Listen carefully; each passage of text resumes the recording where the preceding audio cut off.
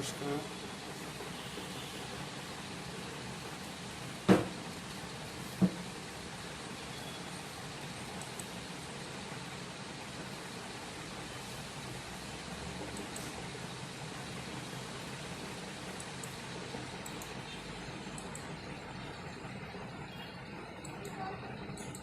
ছয়টা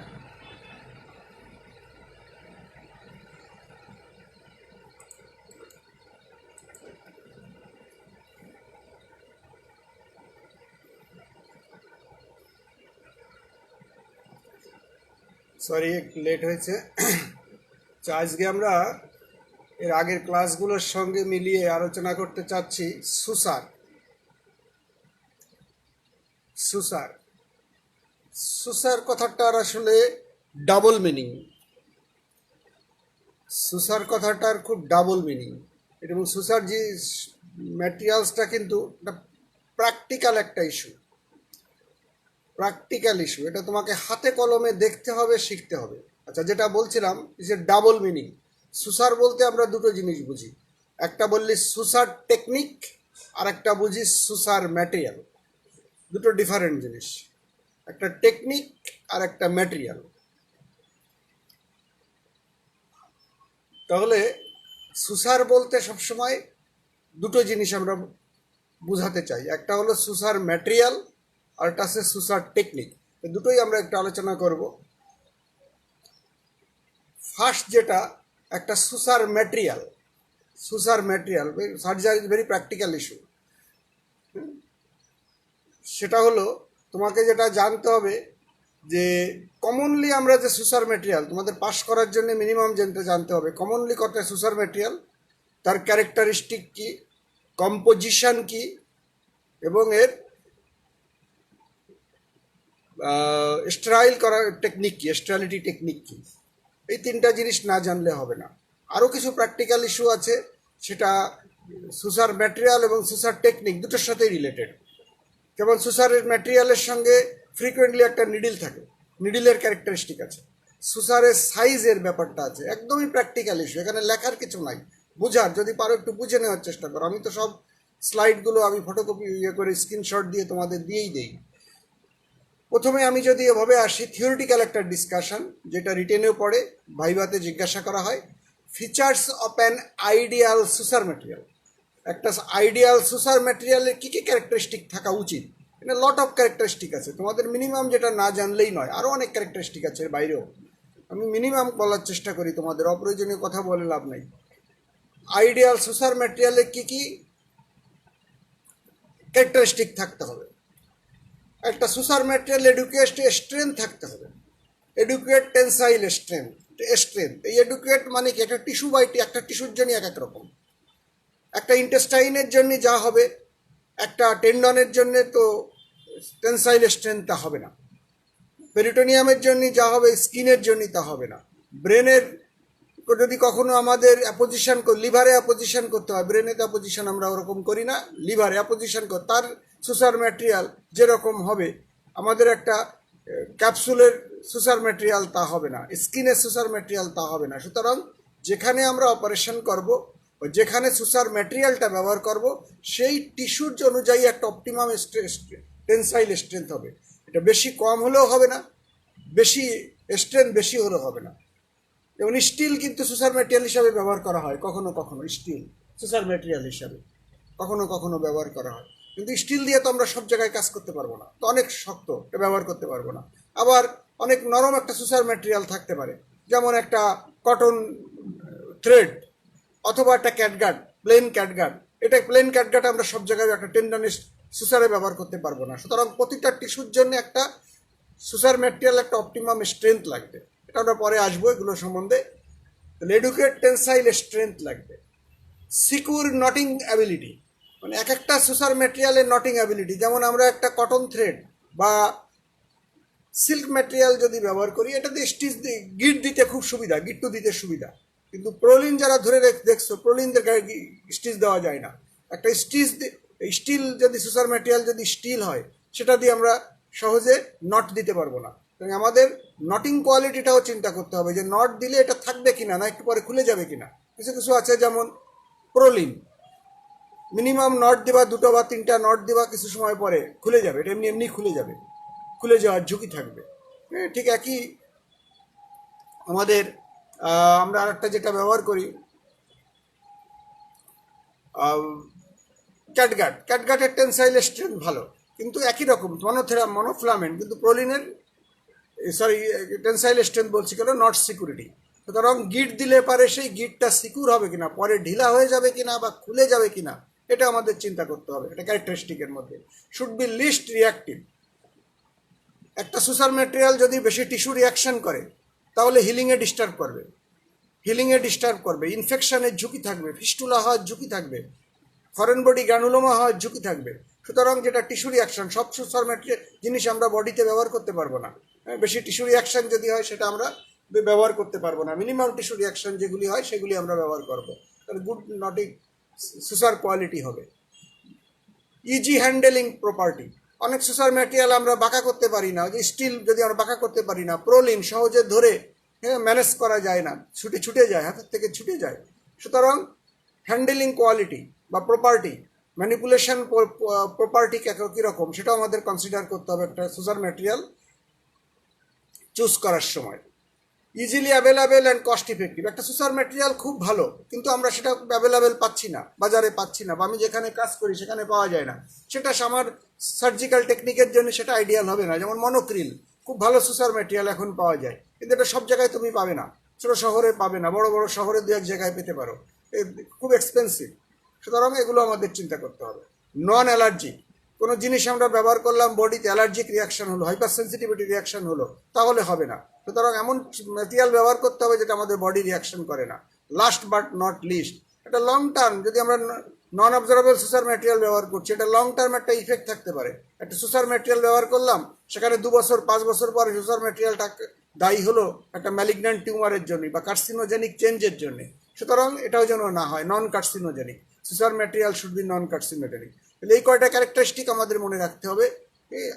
আরও অনেক ক্যারেক্টারিস্টিক আছে, সেগুলো জরুরি না, এটাগুলি একটা। যেমন কিছু কিছু ক্ষেত্রে আমাদের কালারের একটা ইম্পর্টেন্স আছে। আমি ব্লাডের মধ্যে কাজ করব, লাল রঙের যদি একটা সোশ্যাল ম্যাটেরিয়াল ব্যবহার করতাম তাহলে তো রক্তের থেকে আমি খুঁজে পাবো না এটা।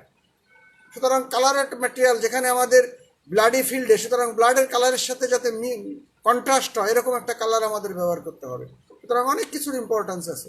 হ্যাঁ, তাহলে আমরা কি কি বললাম একটা সোশ্যাল ম্যাটেরিয়াল ক্যারেক্টারিস্টিকের মধ্যে? আবার আমি রিপিট করি, এডুকুয়েট টেনসাইল স্ট্রেংথ থাকবে, secure knotting ability but knotting quality, should be less if reactive, easily handling property, easily available and cost effective, it should be non-allergic, it should be non-carcinogenic.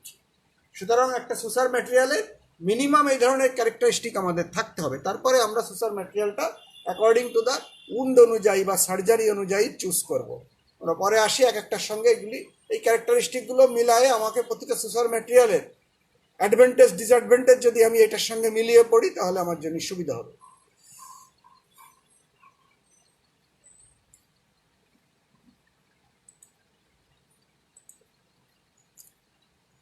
এরপর হচ্ছে আমাদের সুসার ম্যাটেরিয়ালের classification বা type. সুসার ম্যাটেরিয়ালকে আমরা বিভিন্নভাবে classify করতে পারি, বিভিন্নভাবে। এই ক্লাসিফিকেশনটা জাস্ট ক্যাটাগরাইজেশন, তোমাকে ইজিলি রিপ্রেজেন্ট করার জন্য, তুমি কিভাবে সুন্দরভাবে উপস্থাপন করতে পারো, সুন্দরভাবে মনে রাখতে পারো, তাই। এটা এমন কোনো ক্লাসিফিকেশন না যে এটা না বললেই মহাভারত অশুদ্ধ হয়ে যাবে। তুমি যদি এটা ঘুরিয়ে বলতে পারো, যেমন আমি বলতে চাচ্ছি যে আমি ক্লাসিফিকেশন করলাম ব্রড ক্লাসিফিকেশন, একটা অবজারভেবল, একটা নন অবজারভেবল। তুমি যদি বলো যে না আমি এভাবে ক্লাসিফাই করবো না, আমি ক্লাসিফাই করব ন্যাচারাল সিনথেটিক, হ্যাঁ সেটা করতে পারো। আবার এর মধ্যে ঘোরায় একই রকম, ওই ফিস্টুলা বা সাইনাসের মতো। ফিস্টুলা বা সাইনাস কনজেনিটাল হতে পারে, অ্যাকোয়ার্ড হতে পারে। কনজেনিটালের মধ্যে আবার এক্সটার্নাল হতে পারে, ইন্টারনাল হতে পারে। অ্যাকোয়ার্ডের মধ্যে এক্সটার্নাল হতে পারে, ইন্টারনাল হতে পারে। আবার উল্টোভাবে আমরা ক্লাসিফাই করি, যেটা এক্সটার্নাল আর ইন্টারনাল। এক্সটার্নালের মধ্যে কনজেনিটাল হতে পারে, অ্যাকোয়ার্ড হতে পারে। ইন্টারনালের মধ্যে কনজেনিটাল হতে পারে, অ্যাকোয়ার্ড হতে পারে। একই কথা এখানেও তাই। আমি যদি সুসার ম্যাটেরিয়ালকে অবজারভেবল এবং নন অবজারভেবল দুটো ভাগ করি, এই অবজারভেবলের মধ্যে আবার দুটো আছে, একটা ন্যাচারাল, একটা সিনথেটিক। আবার নন অবজারভেবলের মধ্যে একটা ন্যাচারাল অথবা সিনথেটিক। আর উল্টোভাবে যদি তুমি চিন্তা করো, সুসার ম্যাটেরিয়ালকে আমি ক্লাসিফাই করব ন্যাচারাল এবং সিনথেটিক। ন্যাচারালের মধ্যে অবজারভেবল, নন অবজারভেবল, সিনথেটিকের মধ্যে অবজারভেবল, নন অবজারভেবল, একই কথাই হলো, তুমি যেভাবে ক্লাসিফাই করো। অবজারভেবলের মধ্যে আমাদের যেগুলো ইম্পর্ট্যান্ট, আমি নামগুলো বলে নিই, এরপর আমি ভাগ করবো ন্যাচারাল, সিনথেটিক, সেভাবে।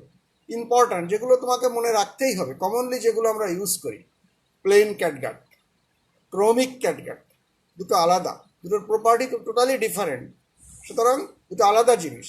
এটা কিন্তু মনে রাখ। ক্যাটগাটের হতে পারে প্লেন হতে পারে। ক্যাটগাট মানে কিসে, ক্যাটগাট মানে কিভাবে তৈরি করা হয়, এটা আমি একই সঙ্গে শুনে ছোট অল্প কিছু কথা বলে যাবো, বেশি কিছু না। অনেক কিছু বলা যায়, এর একটার পর একটা লেকচার নেওয়া যায়, কিন্তু আমি সেটা তোমাদের এখন আর প্রয়োজন মনে করছি না। তোমাদের মিনিমাম যেটা মনে রাখতে হবে, জিজ্ঞাসা করবে ক্যাটগাট এটা কিসের থেকে তৈরি হয়, এটা আসলে বিড়ালের ইন্টেস্টাইন থেকে তৈরি হয় না, এটা শিপের ইন্টেস্টাইন থেকে তৈরি হয়, শিপের ইন্টেস্টাইন থেকে তৈরি হয়, এটা যেন মনে থাকে। সুতরাং যে যে দেশে শিপ বেশি ফার্মিং হয়, সেখানে এই ক্যাটগাটের উৎপাদন বেশি হয়। ভারতের যেসব ডিস্ট্রিক্টে বা যেসব প্রদেশে শিপ ফার্মিং বা নার্সিং বেশি হয়, সেখানে ক্যাটগাটের ফ্যাক্টরি আছে। বিশেষ করে ওই এলাকাগুলোতে, অরুণাচল, হ্যাঁ, তারপরে ওই মেঘালয়, ওইসব অরুণাচলে বোধহয় খুব বড় ফ্যাক্টরি আছে ওদের, এইসব জায়গাতে আছে, আরও অনেক জায়গায় আছে। সুতরাং যেখানে যেখানে শীত প্রধান এরিয়াতে শিপ গাট থেকে, শিপ ইন্টেস্টাইন থেকে তৈরি হয়। শিপ ইন্টেস্টাইন প্রসেসিং করে সরাসরি যে ক্যাটগাটটা তৈরি হয়, ওখানে আর কোনো কালার ম্যাটেরিয়াল দেওয়া হয় না।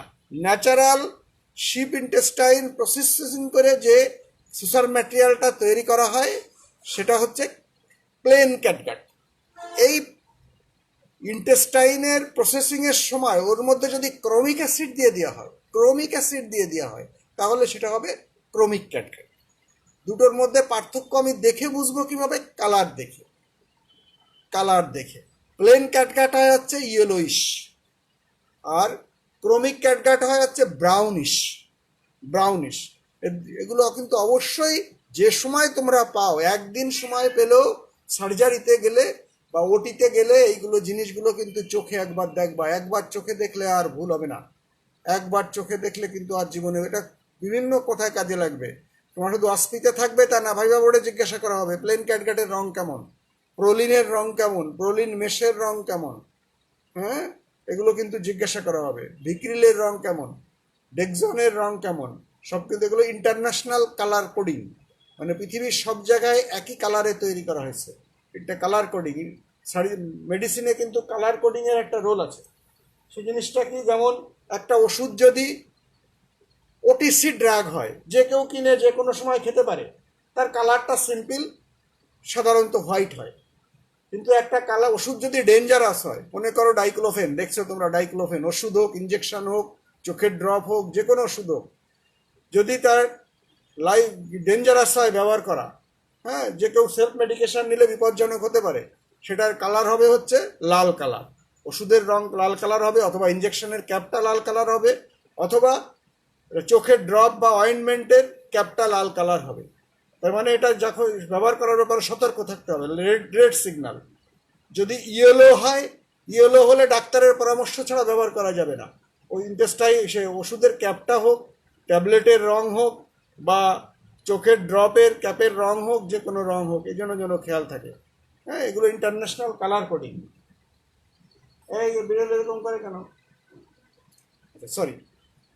তাহলে এগুলো খেয়াল রাখতে হবে। তাহলে কি বললাম? প্লেন ক্যাটগাট অবজারভেবল সুসার ম্যাটেরিয়ালের মধ্যে, ক্রোমিক ক্যাটগাট, এরপরে আসে ভিক্রিল। ভিক্রিল হচ্ছে আসলে এটা জেনেরিক নেম না, এটা একটা কমার্শিয়াল নেম বা ফার্মাসিউটিক্যালস নেম। এর মেন প্রোডাক্ট যেটা, সেটা হচ্ছে কেমিক্যাল প্রোডাক্ট আছে পলিগ্ল্যাকটিক অ্যাসিড। এটা কিন্তু জানতে হবে, পলিগ্ল্যাকটিক অ্যাসিড। তুমি যদি এটাও মনে রাখতে পারো পলিগ্ল্যাকটিক অ্যাসিড, তাহলে বেশি ভালো হয়। কিন্তু তুমি পলিগ্ল্যাকটিক অ্যাসিড বললেও, পরীক্ষার হলে বললেও, তোমাকে জিজ্ঞাসা করতে হবে পলিগ্ল্যাকটিক অ্যাসিড আমরা বাজারে আসলে কি নামে পাই? হ্যাঁ, ভিক্রিল নামে পাই। এবং দুটোই তোমাকে জানতে হবে। ডেক্সন, এটা হচ্ছে পলিগ্লাইকোলিক অ্যাসিড। কম্পোজিশন হচ্ছে পলিগ্লাইকোলিক অ্যাসিড। আমি এগুলি পাঠিয়ে দেবো স্লাইডগুলো, এগুলো কষ্ট করে লেখার দরকার নাই, একটু মন দিয়ে শোনো, দুটো ডিফারেন্ট জিনিস। একটা আছে ম্যাকজন, এটা আমরা ব্যবহার করি না, এটা নাম না জানলেও হবে, ম্যাকজন। পিডিএস, এটা কিন্তু আমরা কখনো কখনো ব্যবহার করি। পলিডায়াকজন সুসার, এটা এব্রিভিয়েশন করা, পিডিএস। আরেকটা বললাম ওই যে মনোক্রিল, মনোক্রিলটা কিন্তু খুব এই ভিক্রিলের কম্পোজিশনের থেকেই এটা আরেকটা জিনিস তৈরি করা হয়েছে, এটার অনেক সুবিধা। মনোক্রিল বুঝতেই পারছো, এটা হচ্ছে মনোফিলামেন্ট, এবং এর আরেকটা ডিসঅ্যাডভান্টেজ হচ্ছে এটা এমনি এমনি অ্যাবজর্ব হয়ে যায়, এটা স্টিচ কাটতে হয় না। সুতরাং আমাদের যেখানে স্টিচ কাটতে হবে না যেসব কন্ডিশনগুলোতে, হ্যাঁ, আমরা আমাদের সফিস্টিকেটেড সোসার ম্যাটেরিয়াল দরকার, স্টিচ কাটা ঝামেলা, বিশেষ করে বাচ্চাদের ক্ষেত্রে, বাচ্চাদের কিছু কসমেটিক সার্জারির ক্ষেত্রে বা প্লাস্টিক সার্জারির ক্ষেত্রে আমরা মনোক্রিল ব্যবহার করি। এটার সুবিধা হতো এটা, এখানে কি থাকে, পলিগ্লিক্যাপ্রন, যেগুলো সব আমি ছবি পাঠিয়ে দেবো, যে কষ্ট করে লেখার দরকার নাই। তাহলে কি কি বললাম আমি, সিনথেটিক অ্যাবজর্বেবল সোসার ম্যাটেরিয়ালের মধ্যে plain catgut, chromic catgut, Vicryl, Dexon, PDS, Monocryl. এখানে আরও দুটো নাম আছে, ওটার নাম মনে রাখলে না রাখলেও হবে, এবং কিছু মনে না রাখলে উপরের চারটা, plane catgut, chromic catgut, Vicryl, ডেকজন, এটুকুন যেন ভুল না হয়। এই চারটা যদি আমি মনে করি, অথবা এই যে কয়টার নাম বললাম, প্রথম দুইটা হলো ন্যাচারাল, মানে সরাসরি ন্যাচারাল সোর্স থেকে আমরা পাই, সেটা হচ্ছে কি প্লেন ক্যাটগাট, ক্রোমিক ক্যাটগাট। আর বাদ বাকি যে নামগুলি বললাম এগুলো সব সিনথেটিক, বিভিন্ন কেমিক্যালকে আমরা মডিফাই করে, হ্যাঁ, বিভিন্ন কেমিক্যালকে মডিফাই করে আমরা এভাবে সোসার ম্যাটেরিয়ালে রূপ দিয়েছি। সুতরাং একই সঙ্গে তাহলে অ্যাবজর্বেবল সোসার ম্যাটেরিয়ালের মধ্যে আমি ন্যাচারাল, সিনথেটিক বলে গেলাম। এরপরে হচ্ছে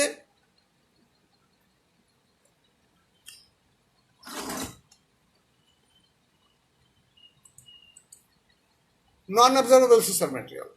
নন অবজারভেবল সোসার ম্যাটেরিয়ালের আমি কতগুলি নাম বলে যাই, তারপরে আমরা এর ক্লাসিফাই করব ন্যাচারাল, সিনথেটিক। কমন যেগুলি আমরা ব্যবহার করি তার মধ্যে আছে সিল্ক আমরা ব্যবহার করি। এরপরে প্রোলিনের কেমিক্যাল কম্পোজিশন হচ্ছে পলিপ্রোপাইলিন। ইথিলন, এটা খুব ব্যবহার হচ্ছে ইদানিং, এটা একদম নাইলন, ইথিলন, এটা নাইলন প্রোডাক্ট। আর কি কি ব্যবহার করতে পারি আমরা, পলিয়ামাইড, স্টিল, লিলেন, কটন, অনেক কিছু, এগুলো মনে রাখা দরকার নাই, কিন্তু তিনটা নাম যেন তোমাদের মনে থাকে, সিল্ক, প্রোলিন, ইথিলন, এই তিনটা নাম যেন তোমাদের মনে থাকে। এই তিনটা যদি আমি ক্লাসিফাই করি আলাদা করে, ন্যাচারাল এবং সিনথেটিক, ন্যাচারাল হবে কি সিল্ক, আর সিনথেটিক হচ্ছে প্রোলিন এবং ইথিলন। এরপরে আরও ন্যাচারাল আছে, যেমন কটনটাও ন্যাচারাল, লিনেন আবার synthetic, steel synthetic, polyester synthetic, polyamide synthetic. মনে না রাখলেও হবে, প্রথম তিনটা মনে রাখলেই হবে। এইবার সিল্ক হচ্ছে কোত্থেকে আসে, এটা হচ্ছে রেশম গুটির থেকে আসে, সিল্ক হচ্ছে রেশম গুটির থেকে আসে। কি বললাম, প্রলিন এবং ইথিলন, এই দুটোই হলো সিনথেটিক। এই সোসার ম্যাটেরিয়ালের মধ্যে কিন্তু আবার ক্লাসিফাই করার ব্যবস্থা আছে। এই ন্যাচারাল সিনথেটিকের মধ্যে কিন্তু আবার মনোফিলামেন্ট, পলিফিলামেন্ট আছে, দুটোর ইম্পর্টেন্স আছে, মনোফিলামেন্ট, পলিফিলামেন্ট। আবার এই পলিফিলামেন্টের মধ্যে আবার দুই রকম আছে, সেটা একটা আছে টুইস্টিং, একটা আছে, একটা হলো ব্রেডেড একটা আছে। প্রতিটারই সুবিধা অসুবিধা আছে, ব্রেডেড বটা, চুল বটার মতো, আর একটা আছে পাকানো, টুইস্টেড, এটা হলো পলিফিলামেন্টের মধ্যে। আর মনোফিলামেন্টের তো সেই সব ঝামেলা নেই। এইবার তোমাকে জিজ্ঞাসা করা হতে পারে, এটুকুন আগে বলে যাই আমি, মনোফিলামেন্টের কি সুবিধা, পলিফিলামেন্টের কি সুবিধা, পলিফিলামেন্টের কি অসুবিধা। আগে এইটাই আমি যদি বলি, মনোফিলামেন্টের সুবিধা হচ্ছে কি, আমি দুটো একটা করে কথা বলবো, যেটা না জানলেই নয়। মনোফিলামেন্টের হবে কি, একটা মাত্র আঁশ, তাতে সুবিধা তোমার কি হচ্ছে, সুবিধা হচ্ছে এটা টিস্যুর ফ্রিকশন কম হবে, কারণ সারফেসটা থাকবে খুব স্মুথ। সুতরাং এই সোসার ম্যাটেরিয়ালটা যখন আমি টিস্যুর মধ্যে দিয়ে তুলবো তখন কোনো টিস্যু ফ্রিকশন হবে না, ইজিলি তো টিস্যু রিয়াকশন কম হবে, টিস্যু ইনজুরি কম হবে। টিস্যু ফ্রিকশন মানে টিস্যু ইনজুরি কম হবে, টিস্যু রিয়াকশন কম হবে। আর একটা মাত্র ফিলামেন্ট যেহেতু, তাতে সুবিধা কি হবে, সুবিধা হলো কিন্তু ইনফেকশন, ওর গা চুয়ায় ইনফেকশন ভিতরে ঢোকার সম্ভাবনা কম। আর পলিফিলামেন্ট হচ্ছে পাকানো মানে অনেকগুলো থ্রেড, ওই থ্রেডের ভাঁজ দিয়ে দিয়ে ইনফেকশনটা চুয়ায় ভিতরে ঢুকতে পারে। পলিফিলামেন্ট সেলাই তোলার সময় টিস্যুতে ফ্রিকশন বেশি হবে, ইনজুরি বেশি হবে, টিস্যু রিয়াকশন বেশি হবে। টিস্যু ইনজুরি, টিস্যু রিয়াকশন যদি বেশি হয় তাহলে স্কার মার্কটা প্রমিনেন্ট হবে, টিস্যু ইনফেকশন হওয়ার ঝুঁকি বেশি থাকবে। তাহলে দেখো প্রতিটারই সুবিধা অসুবিধা আছে। তাহলে কি বললাম, মনোফিলামেন্টে সুবিধা হলো যে এটা টিস্যু ইনজুরি কম হবে, টিস্যু রিয়াকশন কম হবে, ইনফেকশন পেনেট্রেশনের ঝুঁকি কম। আর পলিফিলামেন্টের সুবিধা কি? আচ্ছা, মনোফিলামেন্টের অসুবিধা কি এবার বলে যাই। মনোফিলামেন্টের অসুবিধা হচ্ছে যে মনোফিলামেন্টটা হচ্ছে এর নটিং কোয়ালিটি পুয়ার হয়। একটা মাত্র থ্রেড হওয়ার জন্যে সেগুলো গিট দিতে অনেক সময় খুলে যায়। এই সুসার ম্যাটেরিয়ালগুলো একটু মোর স্টিফ হয়, সুসার ম্যাটেরিয়ালগুলো মোর স্টিফ হয়, সুতরাং এখানে নটিং কোয়ালিটি হবে পুয়ার। এই একটাই ডিসঅ্যাডভান্টেজ ইন জেনারেল। আবার এই মনোফিলামেন্টের মধ্যেই যদি আমি বলি যে সিল্কের প্রোলিনের ডিসঅ্যাডভান্টেজ কি, আবার ক্যাটগাটের ডিসঅ্যাডভান্টেজ, সেটা আবার আলাদা। আমি ইন জেনারেল বলছি। ইন জেনারেল হলো যে কোনো মনোফিলামেন্টের নটিং কোয়ালিটিটা লেস সিকিউর। আচ্ছা, এরপরে আমার পলিফিলামেন্ট। পলিফিলামেন্টের কী কী সুবিধা? পলিফিলামেন্টের সুবিধা হলো এই একটা আসলো যে এটা নটিং হবে, সিকিউর নটিং হয়, এটা স্টিচ দিতে খুব সুবিধা, এটি স্টিচ দিতে খুব সুবিধা। হ্যাঁ, পলিফিলামেন্ট একবারে আমি জেনারেল পলিফিলামেন্ট বলছি। তাহলে নট সিকিউরিটি হচ্ছে বেটার। হ্যান্ডলিং প্রপার্টি বা ম্যানিপুলেশন প্রপার্টি, সুসার ম্যাটেরিয়ালটা ম্যালিয়াবেল, মোর ইজিলি মুভ করা যায়, যেমন খুশি তেমন মুভ করা যায়। তাহলে একটা ক্যারেক্টারিস্টিক, আমাদের আইডিয়াল ক্যারেক্টারিস্টিক ছিল যে ইজিলি হ্যান্ডলিং টেকনিক। সুতরাং এটা হ্যান্ডলিং বা ম্যানিপুলেশন করতে সুবিধা। আর একটা হচ্ছে সিকিউর নটিং হবে। এই দুটো হলো অ্যাডভান্টেজ। আর ডিসঅ্যাডভান্টেজ কী হবে? ওই যে ডিসঅ্যাডভান্টেজ আগেই বলে ফেলছি আমি। ডিসঅ্যাডভান্টেজ হবে এখানে যেহেতু পলিফিলামেন্ট, তার মানে হচ্ছে টিস্যু ইনজুরি বেশি হবে, টিস্যু রিয়াকশান বেশি হবে, এবং এই পলিফিলামেন্ট প্রতিটা ফিলামেন্টের ভাঁজ দিয়ে দিয়ে ফাঁক দিয়ে দিয়ে ইনফেকশন শরীরের ভিতরে ঢুকতে পারে, উন্ডের মধ্যে ঢুকতে পারে। তাহলে chance of infection is high, chance of penetration বা ইনফেকশন ইজ হাই। এটা হচ্ছে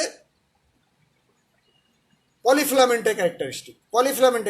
পলিফিলামেন্টের মধ্যে আবার আমি দুটো বলছিলাম, একটা বলছিলাম ব্রেডেড, একটা বলছিলাম টুইস্টেড। হ্যাঁ, টুইস্টেড একটা ব্রেডেড। টুইস্টেড আর ব্রেডেডের মধ্যে সুবিধা অসুবিধাটা কি? খুব সিম্পল। কোনো জিনিস পাকানো যদি হয় তাহলে এর মার্জিনটা যখন আমরা কাটবো তাহলে পাকগুলো খুলে ফিলামেন্টগুলো আলাদা হয়ে যেতে পারে, সেপারেটেড হয়ে যেতে পারে। সুতরাং টুইস্টেড জিনিসের অসুবিধা হলো যে এটা আনটুইস্টেড হয়ে ফাইবারগুলি আলাদা হয়ে যেতে পারে। আর ফাইবারগুলি যদি আলাদা হয় তাহলে সুসার ম্যাটেরিয়ালের ইন্টিগ্রিটি নষ্ট হয়ে যাবে। তাহলে পাকানো সুসার ম্যাটেরিয়াল যেটা, সেটা খুলে যাবে এবং এর সুসার ম্যাটেরিয়ালের ইন্টিগ্রিটি নষ্ট হয়ে যাবে।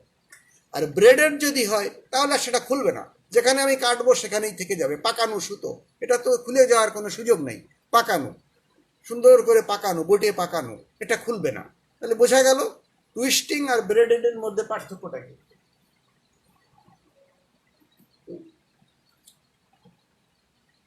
শ্রমিক কই করে কি? আচ্ছা,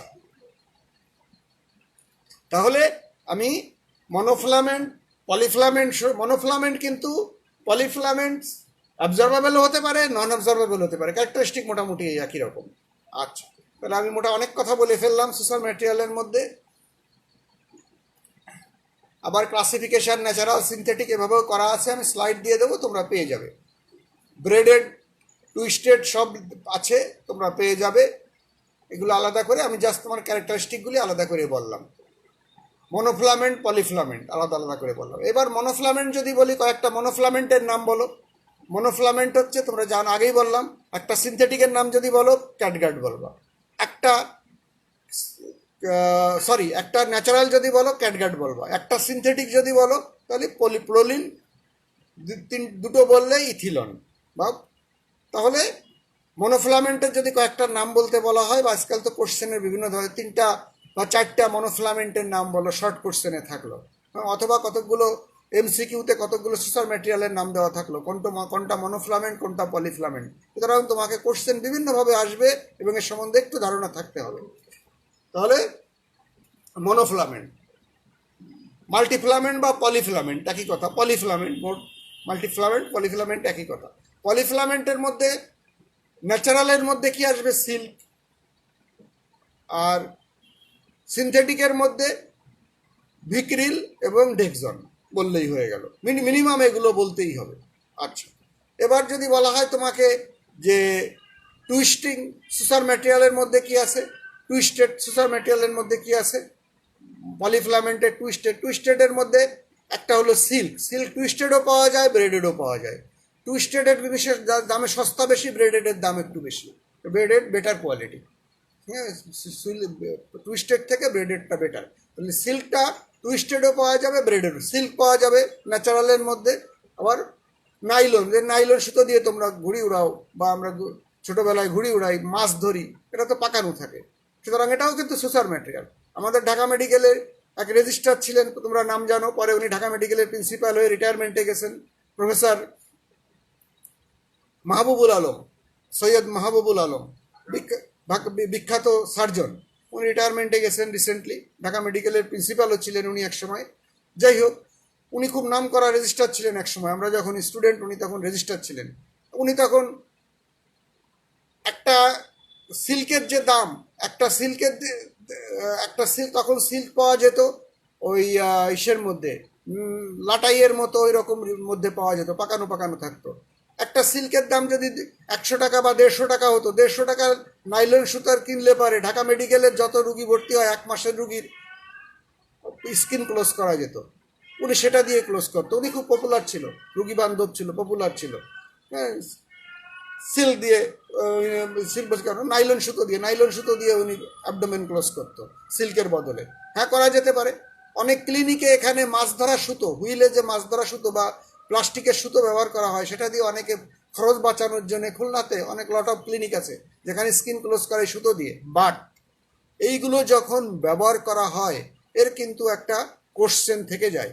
তুমি যেটা চিন্তা করছো রুগীকে খরচ কমানোর জন্যে, কিন্তু এগুলো আসলে মানুষের শরীরে ব্যবহার করার উপযোগী কি না, সেটা কিন্তু কোশ্চেনেবল, এটা কিন্তু রিকমেন্ডেড না। ওষুধ হিসাবে বা medication, social material one of medication হিসাবে তুমি যখন ব্যবহার করবা, এটা কিন্তু এফডিএ অ্যাপ্রুভ না হলে, এটা যদি কোনো মেডিকো লিগ্যাল কোশ্চেন আসে, তখন এটা কিন্তু তুমি স্ট্যান্ড করতে পারবে না আদালতে যে এটা আদৌ অ্যালাউড কি না। কারণ এর তো লং টার্ম ইফেক্ট থাকতে পারে। ওই যে একটা সোশ্যাল ম্যাটেরিয়াল তুমি ব্যবহার করছো খরচ কমানোর জন্যে, সেটা লং টার্ম কোনো ইফেক্ট থাকতে পারে। হ্যাঁ, তো বিভিন্ন রোগের কারণ হতে পারে, ইট মে বি কার্সিনোজেনিক হতে পারে, বিভিন্ন ডিজিজের জন্য কারণ হতে পারে, বিভিন্ন অ্যান্টিবডি তৈরি করতে পারে শরীরে। সুতরাং অ্যাপ্রুভ ছাড়া কোনো কিছু ব্যবহার করা উচিত না। অনেকে করে, কিন্তু এটা উচিত না। হ্যাঁ, কারণ এগুলো যদি মেডিকো লিগ্যাল ইস্যু হয়, কখনো যদি আইনের আশ্রয় কেউ নেয়, তখন কিন্তু এগুলো স্ট্যান্ড করানো যাবে না। আর তুমি যদি আইন রিকমেন্ডেড কোনো জিনিস ব্যবহার করো, বা তার জন্য যদি কমপ্লিকেশন হয়, কমপ্লিকেশন তো হতেই পারে। তুমি পানিতে নামলে কাপড় ভিজবে, আগুনের কাছে গেলে তাপ লাগবে, অপারেশন করলে ইনফেকশন হবে, হ্যাঁ, সেলাই করলে সেলাই খুলে যেতে পারে, হ্যাঁ, টিস্যু কাটলে পারে সেখানে ব্লিডিং হতে পারে। এটা ওয়ার্ল্ড ওয়াইড রিকমেন্ডেড। তুমি প্রসিডিওর ফলো করলে সেগুলো তুমি স্ট্যান্ড করতে পারবে মেডিকো লিগালি। কিন্তু তুমি যদি কোনো প্রসিডিওর বাদ দিয়ে যাও, হ্যাঁ, তুমি কনসেন্ট নিয়েছো, রুগী মারা গেছে, কোনো অসুবিধা নেই। তুমি কনসেন্ট নাও নাই, রুগী জিয়ে দিয়ে মারা গেছে, তখন কিন্তু রুগী যদি বলে আমার কনসেন্ট ছাড়া অপারেশন করছে, হ্যাঁ, তখন কিন্তু এটা খুব মুশকিল। মানে আমি বলছি রিটেন কনসেন্টের কথা। রুগী কনসেন্ট দিয়েছিল, তুমি লিখে রাখো নাই। কেউ যদি আইনের আশ্রয় নেয়, রুগী যদি বলে আদালতে যে আমি তো অপারেশন করতে চাই নাই, আমাকে জোর করে আমার কেটে আমার এই অঙ্গ নিয়ে নিয়েছে বা অপারেশন করছে, ইট ইজ ক্রাইম। এই জন্য খেয়াল রাখতে হবে।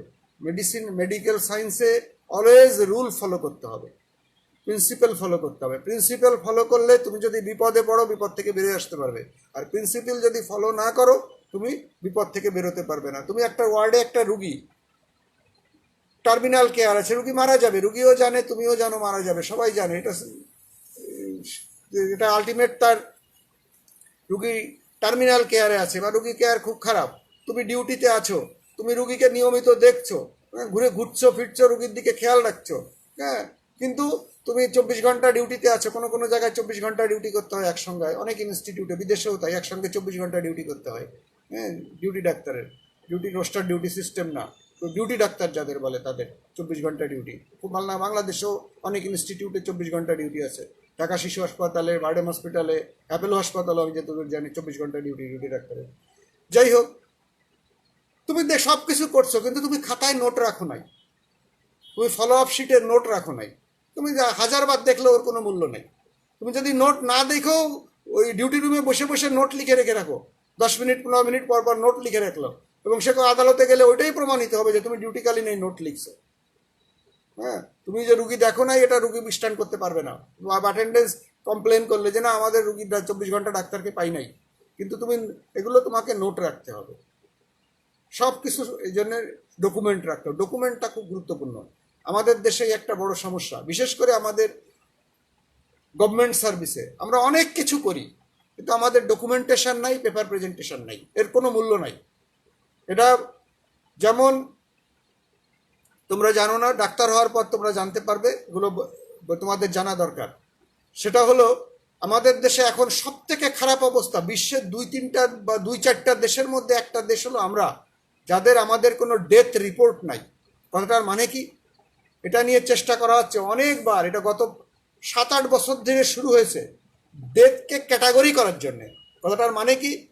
প্রতিটা রুগী কি কারণে মারা গেছে আমরা লিখে রাখি, due to cardio respiratory failure. Cardio respiratory failure কখনো মৃত্যুর কারণ হয় না, কখনো মৃত্যু কারণ হয় না। It is the event, ultimately এটা হবে, সব রোগেই এটা হবে। সুতরাং আমরা লিখে রাখি সেপ্টিসেমিয়া। সেপ্টিসেমিয়া কখনো মৃত্যুর কারণ না। এগুলো ক্যাটাগরি করা আছে, ইন্টারন্যাশনাল ক্যাটাগরাইজেশন আছে। এটা আমাদের ট্রেনিং হয়েছে, স্টিল আমারও ট্রেনিং হয়েছে, আমাদের সমস্ত ডাক্তারদের ট্রেনিং হয়েছে, কিন্তু আমরা এই শীটটা পূরণ করতে সময় লাগে বলে এটা পূরণ করি না।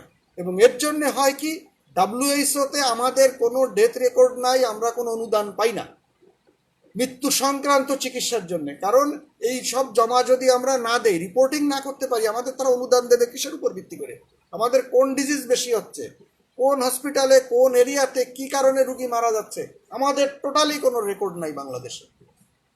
বিশ্বের মোস্ট অফ দ্য কান্ট্রিতে এটা আছে, আমাদের দেশে নাই। শুনলে অবাক হয়ে যাওয়া। এটা একটা প্রজেক্ট, এটা একটা নাম আছে, কি জন্য আমি ভালো বলতে পারছি না, সিডি একটা নাম আছে।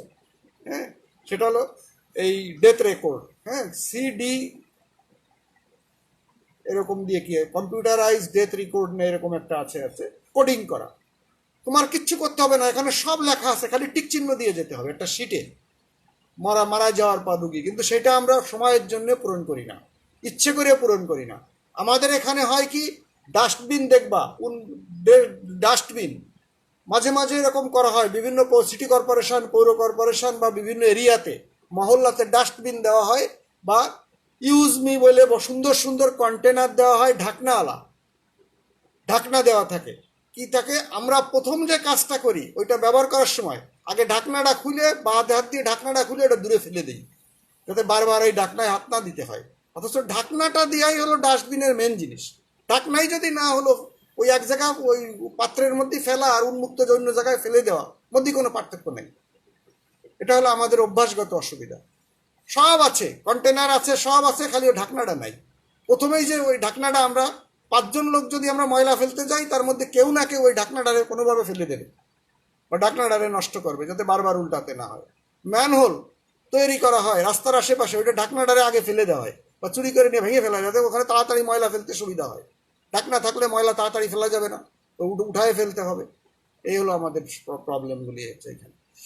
যাই হোক, আমাদের কিন্তু কোনো ডেথ রেকর্ড নাই, ইন্টারন্যাশনাল কোডিংয়ে টোটালি কোনো ডেথ রেকর্ড নাই। কারণ ডাব্লিউএইচওতে যে যদি তুমি বাংলাদেশের মৃত্যু কারণ খোঁজো, দেখবা যে বাংলাদেশে কেউ মারা যায় নাই, গত 50 বছরে বাংলাদেশে কেউ মারা যায় নাই, তাদের রেকর্ড আছে। এটাকে অনেক হাস্যকর হবে, কিন্তু প্র্যাকটিক্যালি তাই।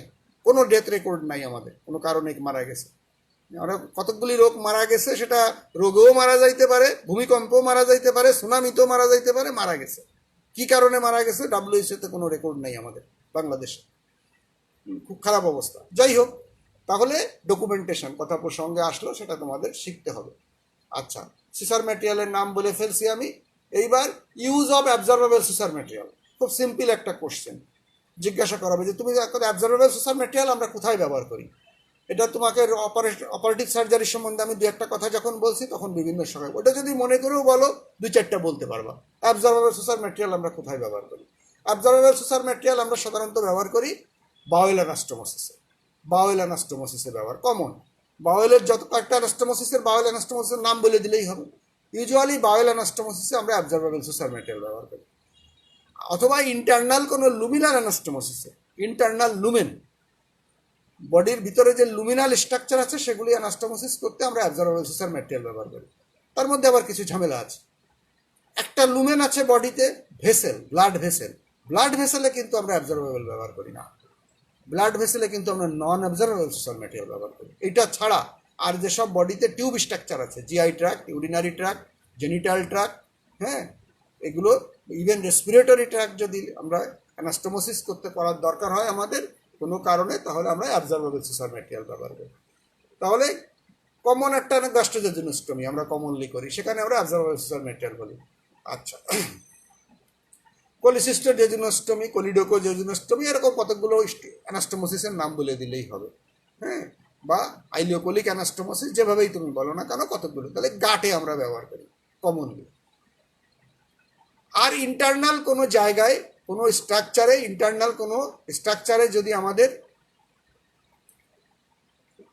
সুসারিং করতে হয়, ইন্টারনাল যে কোনো স্ট্রাকচারে যেখানে আমরা সুসার ম্যাটেরিয়াল কাটবো না, কাটার দরকার নাই, সেখানে মোস্ট অফ দ্য ইভেন্টে আমরা অ্যাবজর্বেবল সুসার ম্যাটেরিয়াল বলি। Suturing muscle, fascia, peritoneum, subcutaneous tissue, mucosa, যে কোনো জায়গায় আমরা অ্যাবজর্বেবল সুসার ম্যাটেরিয়াল ব্যবহার করি। লাইগেটিং বা blood vessel, ligating and transfixing blood vessel, হ্যাঁ, but any pedicle structure, pedicle structure. Ligating, ligating মানে হচ্ছে, লাইগেটিং আর ট্রান্সফিক্সেশনের মানে কি? লাইগেটিং মানে হচ্ছে বেঁধে দেওয়া, সরাসরি তার চারিদিকে সার্কেল করে বেঁধে দেওয়া। ট্রান্সফিক্স মানে ওটাকে এমনভাবে ওর ভিতর দিয়ে ফিক্স করে যা ভেসেলটা না না দেখালে বোঝা যাবে না। ট্রান্সফিক্সেশন, ট্রান্সফিক্সেশন করলে পারে সেটা সরে না, সেই লাইগেচারটা প্রক্সিমালি বা ডিস্টালি সরে যাওয়ার কোনো সুযোগ নাই। আগে টিউবের ভিতর দিয়ে ঢুকানো হয় বা স্ট্রাকচারের ভিতর দিয়ে ঢুকানো হয়, তারপরে মিডিয়ালি, ল্যাটারালি বা ডাইন দিকে বা দিকে করে, দুই দিকে করে এটাকে বেঁধে দেওয়া হয়, হ্যাঁ। এটা করলে পারে আর সেখান থেকেই এই লাইগেচারটা কোথাও কোনো দিকে সরে যেতে পারবে না, খুলে যেতে পারে কিন্তু সরে যাবে না। কিন্তু ইয়ে করলে, লাইগেশন করলে, লাইগেটিং করলে পারে বা লাইগেশন করলে পারে সুসার ম্যাটেরিয়ালটা যদি ঢিলা হয় তাহলে প্রক্সিমালি বা ডিস্টালি এটা সরে যেতে পারে। ট্রান্সফিক্সেশন করলে এটা সরবে না, সেখানেও আমরা অ্যাবজর্বেবল সুসার ম্যাটেরিয়াল ব্যবহার করি। আর একটা জিনিস না বললেই নয়, ওয়ার্ল্ড ওয়াইড সব থেকে বেশি ইউজ করা হয়, সেটা হলো কি সারকামসিশন অপারেশনের সময়। এটা অনেকে খোঁচা দেয়, তুমি জানো কি না পৃথিবীতে সব থেকে বেশি কোন অপারেশন করা হয়, কোন অপারেশনের প্রসিডিওর হিসাবে পৃথিবীতে সব থেকে বেশি অপারেশন করা হয় আছে সারকামসিশন। সারকামসিশনে সবসময় আমরা সুসার ম্যাটেরিয়াল ব্যবহার করি না, যদি আমরা করি অ্যাবজর্বেবল সুসার ম্যাটেরিয়াল ব্যবহার করি। সব থেকে বেশি অপারেশন যদি নামে বলো তাহলে হয় সারকামসিশন। যে পৃথিবীতে যত মুসলিম মেল আছে তারা সবাই তাদের সবাই সারকামসিশন করা হয়, উইথ ইহুদি যারা আছে, ইনক্লুডিং ইহুদি যারা আছে তাদেরও সারকামসিশন করা হয়। তাহলে অ্যাবজর্বেবল সুসার ম্যাটেরিয়াল এবার ব্যবহার করলাম আমরা। অ্যাবজর্বেবল সুসার ম্যাটেরিয়াল ব্যবহার করা যাবে না কোন জায়গা, তা আমরা ব্যবহার করলাম। যাবে না কোন জায়গায় বিশেষ করে জানতে হবে। কোথায় ব্যবহার করা যাবে না? স্কিন ক্লোজারে। ইউজুয়ালি স্কিন ক্লোজারে ব্যবহার করা যায় না, কারণ এর টেনসাইল স্ট্রেংথ খুব পুয়ার এবং এখানে টিস্যু রিয়াকশান বেশি হয়। ক্যাটগাট হচ্ছে ন্যাচারাল, টিস্যু রিয়াকশান কিন্তু বেশি হয়, অ্যান্টিজেনিক প্রপার্টি বেশি ক্যাটগাটের, টিস্যু রিয়াকশান বেশি হয়, এবং it is not a good quality suture material for skin closure. Skin ক্লোজারে ব্যবহার করি না আমরা, করি না, কিন্তু এটা ক্লাসিক্যাল এক্সাম্পল না। ব্যবহার করি না কোথায়? টেন্ডন ক্লোজারে, নার্ভ রিপেয়ারে, ভেসেল ক্লোজারে। এগুলো আমরা যেখানে লং স্ট্যান্ডিং অ্যাপোজিশন জরুরি, যেখানে লং স্ট্যান্ডিং অ্যাপোজিশন লাগে ফর ওয়াটারপ্রুফ ক্লোজার বা ওয়াটারপ্রুফিং ক্লোজার, যেখানে সেফ ক্লোজারের জন্য বা এয়ার টাইট ক্লোজার লাগে, যেখানে এয়ারটাইট ক্লোজার বা লং স্ট্যান্ডিং অ্যাপোজিশন লাগে এবং যেখানে হিলিং হয় স্লো স্লো হিলিং হয়, আমি অনেক কথা বলছি, স্লো হিলিং হয়, যেখানে দীর্ঘ সময় অ্যাপোজিশন লাগে, যেখানে এয়ারটাইট করা লাগে, সেই সব জায়গায় আমরা অ্যাবজর্বেবল সুসার ম্যাটেরিয়াল স্পেশালি ক্যাটগার্ড ব্যবহার করি না। এখানে স্পেশালি বলা হচ্ছে ক্যাটগার্ড ব্যবহার করি না আমরা। টেন্ডন বললাম, টেন্ডন, নার্ভ, ভেসেল, এসব জায়গায় আমরা ক্যাটগার্ড ব্যবহার করব না। আচ্ছা, নন অ্যাবজর্বেবল সুসার ম্যাটেরিয়াল আমরা কোথায় ব্যবহার করি? নন অ্যাবজর্বেবল সুসার ম্যাটেরিয়াল খুব simple. Non absorbable suture material skin ক্লোজারে আমরা নন অ্যাবজর্বেবল সুসার ম্যাটেরিয়াল ব্যবহার করি বেশি। স্কিন ক্লোজারে, all skin closure, surface skin closure, একটা জায়গায় স্কিন ক্লোজারে ক্যাটগার্ড ব্যবহার করা হয়, এখনও ব্যবহার করা হয় একটা জায়গায়। এটা একটু মনে রেখো, এটা সার্জিক্যাল প্রবলেম না, এটা গাইনোকোলজিক্যাল সমস্যা, গাইনোকোলজিক্যাল নয়। সেটা কিসে? একটা বিশেষ অপারেশনে ক্যাটগার্ড ব্যবহার করা হয় ট্র্যাডিশনালি। আর কোনো জায়গায় কিন্তু ক্যাটগার্ড স্কিন ক্লোজারে রিকমেন্ডেড না। সেটা কি বলে? ডেলিভারির সময় কেটে দেয় সাইডে, হ্যাঁ?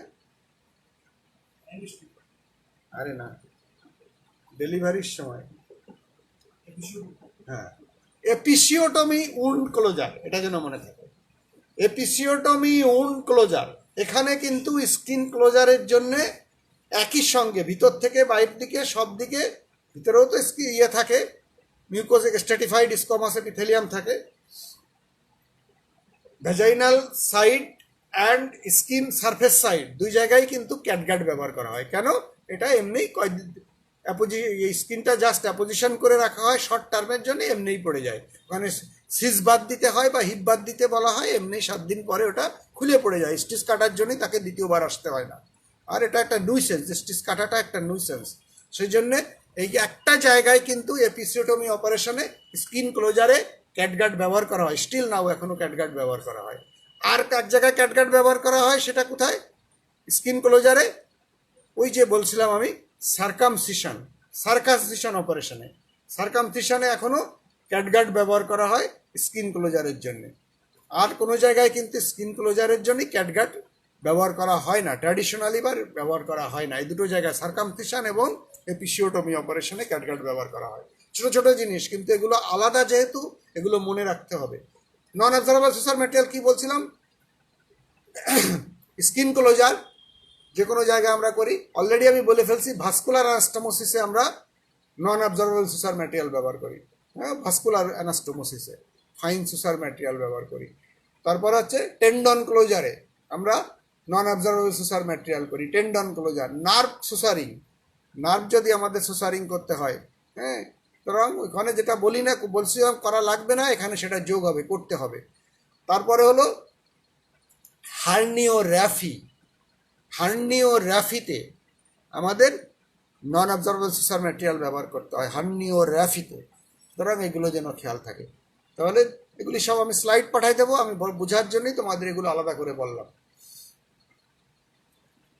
প্লেন ক্যাটগার্ড। আচ্ছা, এখানে আরেকটা জিনিস ইন জেনারেল বলে রাখি, সিনথেটিক অ্যাবজর্বেবল সুসার ম্যাটেরিয়াল আর সিনথেটিক সুসার ম্যাটেরিয়াল সরাসরি অ্যাবজর্বেবল না, সিনথেটিক এবং ন্যাচারাল এর ফেট কি? ন্যাচারাল সুসার ম্যাটেরিয়ালের ফেট কি? সিনথেটিক সুসার ম্যাটেরিয়ালের ফেট কি? ন্যাচারাল সুসার ম্যাটেরিয়ালটা হচ্ছে কিভাবে এটা বডিতে ডিজলিউশন হয়। ডিজলিউশন হচ্ছে এনজাইমেটিক ডাইজেশন, কারণ এটা একটা সুসার ম্যাটেরিয়াল, প্রোটিন কম্পোনেন্ট, সুতরাং এটা এনজাইমেটিক ডাইজেশন হয়। টিস্যুতে যে এনজাইম আছে, প্রোটিওলাইটিক এনজাইম আছে, সেটা এটাকে ডিজলিউশন করে ফেলে, হ্যাঁ, বা এটাকে অ্যাবজর্পশন করে ফেলে, এনজাইমেটিক ডাইজেশন। আর সিনথেটিক সুসার ম্যাটেরিয়াল কি হয়? Most of the synthetic সুসার material যেগুলো অ্যাবজর্বেবল, সিনথেটিক সুসার ম্যাটেরিয়াল যেগুলো অ্যাবজর্বেবল, সেগুলোর ফেট হয় কি? হাইড্রোলাইসিস। হাইড্রোলাইসিস, এটা ভেঙে যায়, বডি টিস্যু রিয়াকশনে এটা ভেঙে যায়। তাহলে কি বললাম? ন্যাচারাল হবে হচ্ছে এনজাইমেটিক ডাইজেশন, আর সিনথেটিক অ্যাবজর্বেবল সুসার ম্যাটেরিয়াল হবে হাইড্রোলাইসিস। হাইড্রোলাইসিস এটা যেন খেয়াল থাকে। প্লেন ক্যাটগাট, প্লেন ক্যাটগাট আগেই বলছি যে sheep gut, submucosa of the sheep gut থেকে তৈরি হয়, ইয়েলোইশ হোয়াইট ইন কালার, আগেই বলেছি প্লেন ক্যাটগাট ইয়েলোইশ হোয়াইট। এটা আমি ওই যে তোমাদের ছবি পাঠাবো, ওখানে ওই প্লেন ক্যাটগাটির কালার যেটা লেখা আছে, হ্যাঁ, যে কম্পোজ করা আছে যে কালার দিয়ে, সুসার ম্যাটেরিয়ালের কালারও এরকম হবে মোটামুটি। আমি চেষ্টা করছি ওটা বোঝানোর জন্য। Absorb by enzymatic degradation and phagocytosis, digestion হবে এবং এন্ড প্রোডাক্টগুলো ফ্যাগোসাইটোসিস হয়ে রিমুভ হবে শরীর থেকে। প্লেন ক্যাটগাটের টেনসাইল স্ট্রেংথ কত? ওই যে আইডিয়াল বলছিলাম টেনসাইল স্ট্রেংথ 7 থেকে 10 দিন। মানে কোনো উন যদি অ্যাপোজিশনের জন্য 7 থেকে 10 দিন রাখতে হয় তাহলে আমি প্লেন ক্যাটগাট ব্যবহার করতে পারি, কিন্তু তার থেকে বেশি যদি আমাকে অ্যাপোজিশন রাখার দরকার হয় সেক্ষেত্রে আমি প্লেন ক্যাটগাট ব্যবহার করব না। 7 থেকে 10 দিন মাত্র, মানে অথবা মনে রাখতে পারো মোটামুটি 1 সপ্তাহ। 1 সপ্তাহ পরে ওর টেনসাইল স্ট্রেংথ থাকবে না সুসার ম্যাটেরিয়ালে। আচ্ছা, কোথায় কোথায় আমরা ব্যবহার করি? সাবকুটিনিয়াস টিস্যু, মাসেল, সার্কামসিশন এক্সেট্রা, বিভিন্ন জায়গায়। এবার ক্রোমিক ক্যাটগাট, ক্রোমিক ক্যাটগাটের কালার হচ্ছে ব্রাউন কালার। ক্রোমিক অ্যাসিড দিয়ে ট্রিট করা হয়, এটা ক্রোমিক অ্যাসিড সল্ট দিয়ে ট্রিট করা হয়, ব্রাউন কালার। এটা হচ্ছে অ্যারাউন্ড 4 সপ্তাহ। প্লেন ক্যাটগাট হচ্ছে 1 সপ্তাহ ছিল, আর এটা 3 থেকে 4 সপ্তাহ টেনসাইল স্ট্রেংথ। ক্রোমিক ক্যাটগাট এবং ভিক্রিলের টেনসাইল স্ট্রেংথ কিন্তু দুটোই কিন্তু অ্যারাউন্ড 4 সপ্তাহ, ভিক্রিল এবং প্লেন ক্যাটগাট মোটামুটি একরকম। দুটোর মধ্যে পার্থক্যটা কি? ক্রোমিক ক্যাটগাট হচ্ছে ন্যাচারাল, এটা হচ্ছে মনোফ্লামেন্ট, হ্যাঁ, এবং টিস্যু রিয়াকশন বেশি হয়। আর ভিক্রিল হচ্ছে সিনথেটিক, এটা মাল্টিফ্লামেন্ট বা পলিফ্লামেন্ট, এবং এটার টিস্যু রিয়াকশন কম এবং নটিং কোয়ালিটি গুড। আর ক্যাটগাটের নটিং কোয়ালিটি লেস গুড বা পুয়ার, পুয়ার বলা ঠিক হবে না, লেস গুড। ক্যাটগাট থেকে ভিক্রিলের নটিং প্রপার্টি বেটার। আচ্ছা, কোথায় কোথায় আমরা ব্যবহার করি? আর ওই একই কথা, প্লেন ক্যাটগাট যেখানে আমরা ব্যবহার করি, ক্রোমিক ক্যাটগাটও আমরা সেসব জায়গায় ব্যবহার করতে পারি, including ligation of the blood vessel. যেমন গাইনিতে এখনও ব্যবহার করা হয়, অন্য জায়গায় খুব একটা ব্যবহার করা হয় না। ক্রোমিক ক্যাটগাট এখনও গাইনোকোলজিক্যাল সার্জারিতে এখনও ব্যবহার করা হয় খুব বেশি। এখন চেঞ্জ হয়ে যাচ্ছে, ক্রোমিক ক্যাটগাটের ব্যবহার অনেক কমে যাচ্ছে এখন। যাই হোক, সেটা সেই জায়গায় দখল করে নিচ্ছে এখন সিনথেটিক অ্যাবজর্বেবল সুসার ম্যাটেরিয়াল, বিশেষ করে ভিক্রিল। ভিক্রিল ওই একই কথা, সিনথেটিক অ্যাবজর্বেবল সুসার ম্যাটেরিয়াল। এটার অ্যাবজর্পশন হবে বাই হাইড্রোলাইসিস, আগেই বলেছি হাইড্রোলাইসিস হবে। এরা অ্যাবজর্ব হতে 9 দিন লাগে, কিন্তু 90 দিন লাগে। এটা অ্যাবজর্ব হতে লাগে 90 দিন, কিন্তু টেনসাইল স্ট্রেংথ কিন্তু থাকে 4 সপ্তাহ, 3 থেকে 4 সপ্তাহ, ওই ক্রোমিক ক্যাটগাটের মতো। স্ট্রেংথ কমে যাবে, কিন্তু অ্যাবজর্ব হতে লাগে অ্যারাউন্ড 90 ডেজ, 3 মাস লাগে অ্যাবজর্ব হতে। ভায়োলেট ইন কালার, ওইখানে লেখা আছে, ওভাবে কালার দেওয়া আছে। এটা হচ্ছে পলিফিলামেন্ট অ্যান্ড ব্রেডেড, পলিফিলামেন্ট এবং বোনা, এটা পাকানো না, এটা ভেরি গুড। এটাকে বলা হয় ভেরি ভার্সেটাইল সুসার ম্যাটেরিয়াল। এটা সব জায়গায় ব্যবহার করা যায়, সব জায়গায় ভিক্রিল, ইভেন যেখানে প্রোলিন আমাদের দরকার কিন্তু আমাদের অ্যাভেলেবেল নাই, মানে সিনথেটিক মনোফিলামেন্ট লাগবে, যেটা আইডিয়াল সুসার ম্যাটেরিয়াল, সেটা আমাদের কাছে অ্যাভেলেবেল নাই, পাওয়া যাচ্ছে না, সেক্ষেত্রেও আমরা ভিক্রিল ব্যবহার করতে পারি। ভিক্রিল হচ্ছে বলা হয় ভেরি ভার্সেটাইল, সব জায়গায় ব্যবহার করা যায় ইচ্ছে করলে পারে, এই জন্য এর এত জনপ্রিয় ভিক্রিলটা। আচ্ছা, এরপরে হলো পিডিএস বা ডেক্সন, একই কথা। ডেক্সন সিনথেটিক অ্যাবজর্বেবল সুসার ম্যাটেরিয়াল। এটা ক্রিমি ইয়েলো ইন কালার, মানে ক্রিমিলি বা whitish in colour, creamy in colour, মানে ক্রিম কালারের মতো এটা কালার। ডেক্সন অনেকটা হোয়াইটিশই, হ্যাঁ, ক্রিম কালারের মতো colour. It is also braided and polyfilament, braided and polyfilament. আরগুলো না জানলেই হবে। মনোক্রিল তো বলেই ফেললাম, মনোক্রিল হচ্ছে ভিক্রিলেরই একটা এডিশন।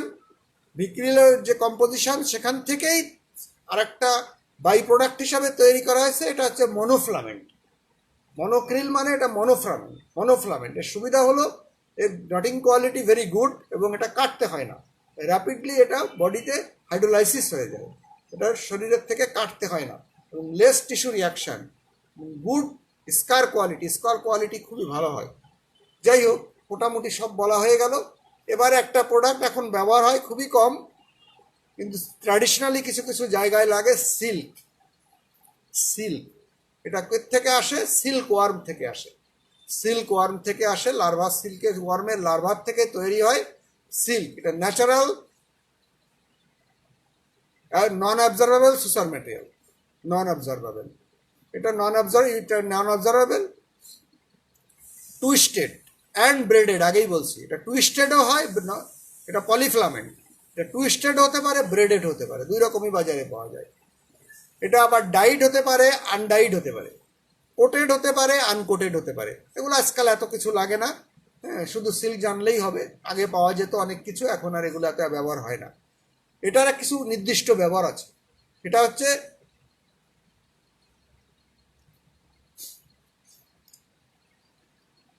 এটা ফেটটা কি, এটা আসলে খুব ডিলেড অ্যাবজর্ব হয়।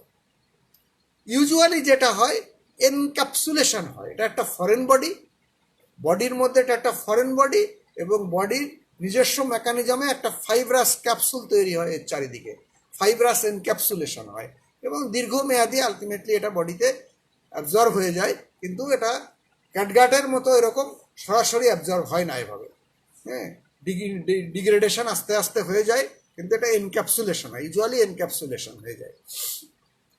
এটার স্পেশাল কিছু ব্যবহার আছে। সেটা হচ্ছে কি, বডির কোনো টিস্যুকে যদি আমরা মার্কিং করতে চাই, বডির কোনো টিস্যুকে যদি আমরা মার্কিং করে রাখতে চাই দীর্ঘমেয়াদী, তাহলে আমরা এটা ব্যবহার করি। যেমন ব্লাড ভেসেল বাঁধার জন্য অনেক সময় লাগে, ব্লাড ভেসেল বাঁধার জন্য আমরা পেডিয়াট্রিক সার্জারিতে হার্টস্প্রাং ডিজিজের মার্কিং করি, টিস্যু লেভেল মার্কিং করে রাখি। আবার তুমি যদি কোনো টিস্যুকে মার্কিং করে রাখতে চাও, হ্যাঁ, সেক্ষেত্রে this is the ideal drug. এই আইডিয়াল ড্রাগ বলছি কারণ আইডিয়াল সুসার ম্যাটেরিয়াল সিল্ক। সিল্ক দিয়ে আমরা বেঁধে সিল্কটাকে রেখে দেই, আমরা 6 মাস, 1 বছর, 2 বছর পরে আবার পেট খুললে ওটাকে আমরা খুঁজে পাবো। অন্য কোনো সুসার ম্যাটেরিয়ালকে আমরা এভাবে খুঁজে পাবো না, কিন্তু এটাকে এর কালার এবং এর ক্যারেক্টারিস্টিকের জন্য আমাদের খুঁজে পেতে সুবিধা হয়। স্লোলি আর একটা জিনিস হচ্ছে যে নন অবজারভেবল সুসার ম্যাটেরিয়াল আমরা যেগুলি বললাম, no suture material is absolutely non observable. যেসব সুসার ম্যাটেরিয়াল আমরা ব্যবহার করি এর কোনোটাই অ্যাবসুলেটলি নন অবজারভেবল না। এটা দীর্ঘমেয়াদী, কোনোটা 2 বছর, কোনোটা 5 বছর, কোনোটা 10 বছর পরে আলটিমেটলি সবই একসময় অ্যাবজর্ব হয়ে যায়। এটা লাস্টে একটা কথা বলে রাখলাম, যে শুনো নাই এমন যেন হয় না, কথাটা জাস্ট জীবনে কখনো এমন কথা শোনো নাই এমন যেন না হয়। এটা আগ বাড়িয়ে বলার দরকার নেই। সব সুসার ম্যাটেরিয়ালই একদিন না একদিন এটা অ্যাবজর্ব হয়ে যায়। পলিপ্রোপাইলিন, এটার একটা স্পেশালি ক্যারেক্টারিস্টিক হলো এটা খুব বেশি ব্যবহার করা হয়, ওটিতে সব থেকে বেশি ব্যবহার করা হয় ভিক্রিল, প্রোলিন, এবং এখন ব্যবহার করা ইথিলন। প্রোলিনের সঙ্গে ইথিলনের পার্থক্য হলো ইথিলনটা একটু সস্তা, মোটামুটি ক্যারেক্টারিস্টিক দুটো একই রকম। প্রোলিন ডেফিনেটলি বেটার সব কিছু মেলায় ক্যারেক্টারিস্টিক, বাট ইথিলন খুব কস্ট ইফেক্টিভ, এবং একটা প্রোলিনের দামে 3টা ইথিলন কিনতে পাওয়া যায়, এবং ভেরি গুড কোয়ালিটিকে সুসার ম্যাটেরিয়াল বলে এখন ব্যবহার করা হয়। কিন্তু ইথিলনের একটা অসুবিধা হলো প্রোলিন যেমন বিভিন্ন সাইজে পাওয়া যায়, খুব ছোট সাইজে পাওয়া যায়, কিন্তু এটা সেখানে পাওয়া যায় না। ইথিলন এত থিন সাইজে পাওয়া যায় না, কিছু এভারেজ সাইজে পাওয়া যায়। সাইজ আমি পরে আসবো, সাইজ বলে আজকে শেষ করব। প্রোলিনের এটা হচ্ছে কি, polymer of polypropylene, synthetic non observable সুসার material. কালারটা কীরকম? কালারটা হচ্ছে এটা blue colour, deep blue colour, হ্যাঁ, ব্লু কালার, ব্লুইশ কালার। এটাও নন অবজারভেবল এবং বডিতে এনক্যাপসুলেটেড হয়ে থাকে। নন অবজারভেবল, সুতরাং বডিতে এনক্যাপসুলেটেড হয়ে থাকে। আর এই প্রোলিনের সঙ্গে আরেকটা জিনিস আমরা ব্যবহার করি, প্রোলিন মেশ।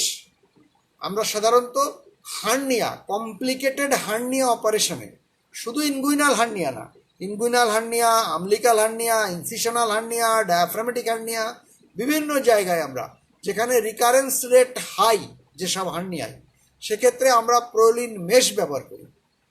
প্রোলিন মেশের কালার কিন্তু সরি ফর দ্য ইন্টারাপশন। তাহলে কি বললাম, যে প্রোলিনের মেশটা কিন্তু একবার দেখে নেবা, কারণ এখন প্রোলিন মেশ অথবা প্রোলিন যে কোনো সুসার ম্যাটেরিয়াল ইনভেরিয়েবলি তোমাদের অস্পিতে দেওয়া হয় প্রোলিন মেশ। প্রোলিন মেশের কালার হচ্ছে কালারলেস বা হোয়াইটিশ কালার, দেখতে কীরকম, এটা মশারির কাপড়ের মতো। এই বোনারটা, এটা হচ্ছে যে বোনাটা থাকে, বোনারটা এক একটা কোম্পানি এক এক রকম করে, বিভিন্ন কোম্পানি, কিন্তু অল আর এটা ইয়ের মতো, কী বলে এটা, বোনা একটা কাপড় শিটের মতো, কালারলেস। কিন্তু এটা প্রলিনের যে তৈরি, প্রলিন মেশ, কিন্তু প্রলিন মেশের সঙ্গে প্রলিন সোশ্যাল ম্যাটেরিয়ালের পার্থক্য হলো এটা, ইট ইজ কালারলেস, আর প্রলিন সোশ্যাল ম্যাটেরিয়াল হচ্ছে ব্লুইশ। আচ্ছা, এরপরে আমি numbering of the suture material, খুব গুরুত্বপূর্ণ। এটা তোমাদের প্র্যাকটিক্যাল জ্ঞান কম থাকে বলে তোমরা প্রায় ঝামেলা করো, এটা জিজ্ঞাসা করা হয় কিন্তু অনেক সময় ভাইবা বোর্ডে। যখন তুমি অন্যান্য জিনিসগুলো, থিওরিটিক্যাল কোশ্চেনগুলোর উত্তর তুমি করতে পারো না,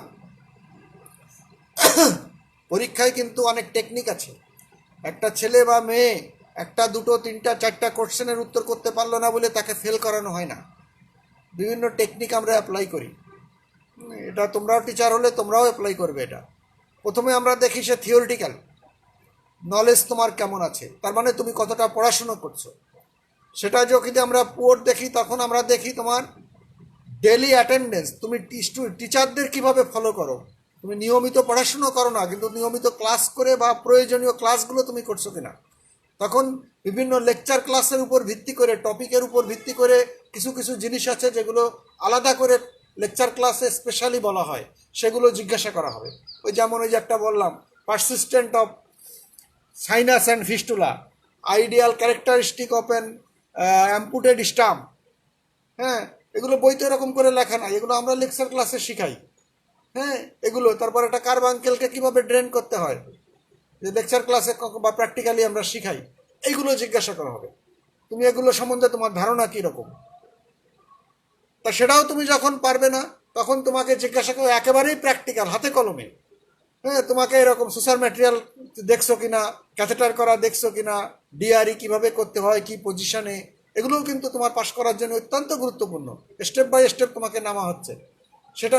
তখন এগুলো যদি তুমি না বলতে পারো, তখন তোমাকে কিছু ওই অপ্রিয় কোশ্চেন আসতে পারে। হ্যাঁ, তার মাঝে অনেক সময় সাবজেক্টের বাইরে কোশ্চেন করা হয়। সেরকম কীরকম, যে সাবজেক্টের বাইরে, যে তুমি রেল স্টেশনে গেছো, ট্রেন স্টেশনে গেছো, তুমি কোনো সার্জিক্যাল রুগী দেখছো যেটা বাইরে চোখে দেখা যায়, হ্যাঁ, ভিক্ষা করছে, এরকম কোনো রুগী দেখছো যেটা সার্জিক্যাল পেশেন্ট, হ্যাঁ, এরকম দেখছো। কিছু কিছু জায়গা ক্লাব ফুড সম্বন্ধে আমরা জানতে চাচ্ছি, পোলিওমাইলাইটিস সম্বন্ধে জানতে পারছি, ক্লেফট লিপ ক্লেট প্যালেট সম্বন্ধে জানতে পারছি, ক্লাব হ্যান্ড সম্বন্ধে জানতে চাচ্ছি, এগুলো সম্বন্ধে খেয়াল করছো কিনা। সেগুলো জানলে না, তখন তোমাকে জিজ্ঞাসা করা হবে যে তুমি সার্জারি কোনোদিন লেকচার ক্লাস করছো, সার্জারি টিচারদের নাম জানো, ওটি কোথায় জানো, এগুলোও কিন্তু কোশ্চেন। এগুলো তোমার ঘাবড়া, আমি আগের দিনও বলছি, ঘাবড়াবার কিছু নাই।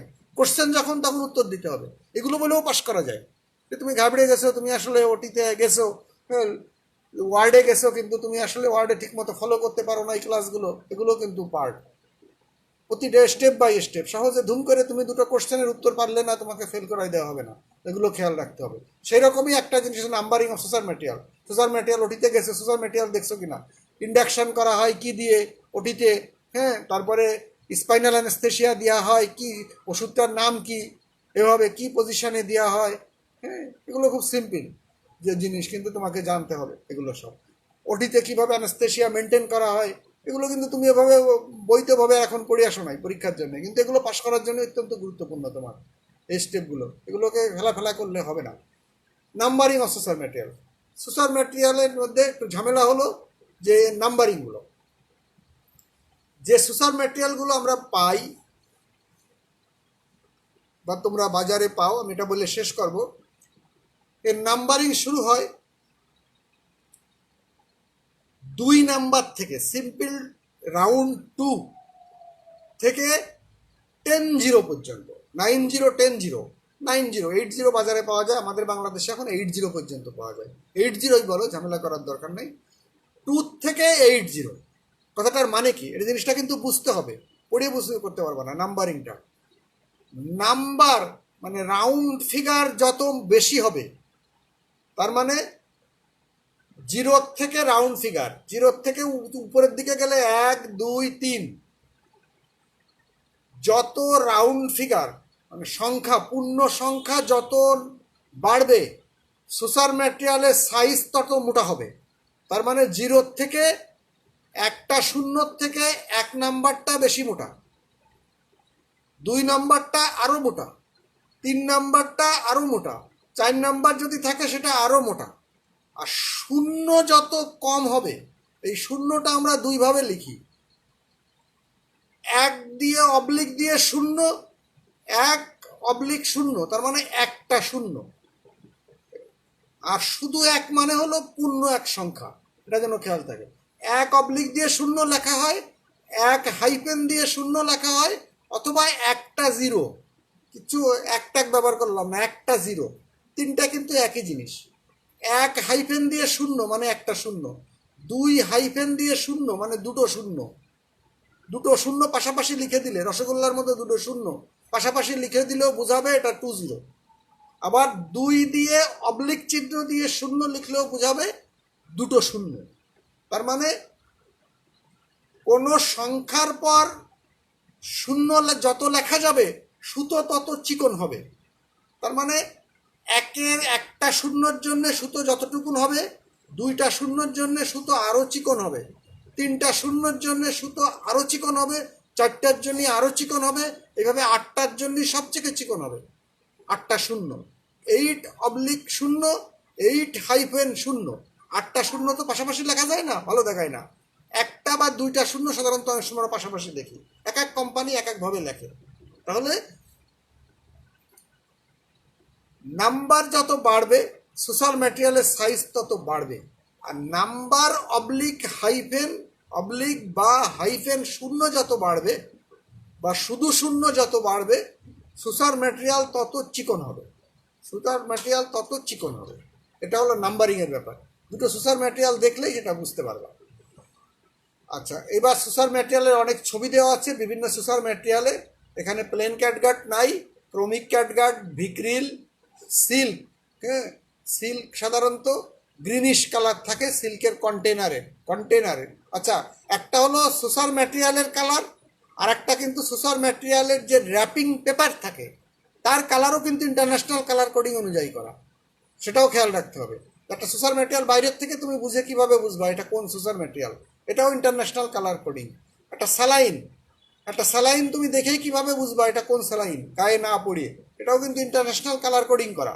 যদিও এখন বাজারে 2-1টা কোম্পানি আছে যারা এটা মানে না, কিন্তু এটা তোমাকে স্ট্যান্ডার্ড শিখতে হবে। প্রতিটা স্যালাইনের কিন্তু একটা কালার কোডিং আছে ইন্টারন্যাশনাল। ডি এর কালার একরকম, ডিএনএস এর কালার একরকম, হার্টম্যান সলিউশনের কালার একরকম, মানে প্যাকেটের কালার একরকম, আর কলরা স্যালাইনের কালার একরকম, এক একটার কালার এক এক রকম কিন্তু। আচ্ছা, কলরা স্যালাইনের গায়ের কালার হলো লাল, তার মানে এটা যখন তখন ব্যবহার করা যাবে না, নির্দিষ্ট প্রেসক্রিপশন ছাড়া এটা ব্যবহার করা যাবে না। আচ্ছা, প্রোলিনের কালার এখানে সব দেওয়া আছে। আচ্ছা, ছবি দিয়ে দেবো আমি। আচ্ছা, types of suture material, technique of suture material আমি পরের দিন আলোচনা করব। Technique of suture material and needle এবং সোশ্যাল ম্যাটেরিয়ালের কিছু আলাদা ক্যারেক্টারিস্টিক আছে, সেটা আমি পরের দিন আলোচনা করব, কারণ অনেকগুলি কথা আছে। তুমি আজকে যে কথাগুলো বললাম এগুলো কিন্তু প্র্যাকটিক্যাল ইস্যু, এগুলো তুমি শুনবা, প্রয়োজন হলে ভিডিওটা আবার শোনো। শেষ করে দিচ্ছি। তোমাদের যদি কারোর কোনো কোশ্চেন থাকে লিখে রাখো, আমি পরের দিন উত্তর দিয়ে দেব, আর আগামী দিন বাকিটা আলোচনা করব।